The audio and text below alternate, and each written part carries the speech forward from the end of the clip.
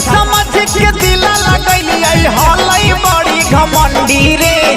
सीधा समझ के दिला लगैली हलई बड़ी घमंडी रे। अंडी बंडी संडी रे निकल गई मलबा रंडी रे। अंडी बंडी संडी रे निकल गई मलबा रंडी रे। बेच दिल दिलवा हमर ले जाके सब्जी मंडी रे। बेच दिल दिलवा हमर ले जाके सब्जी मंडी रे। अरे अंडी बंडी संडी रे निकल गल छौड़ी रंडी रे। अंडी बंडी संडी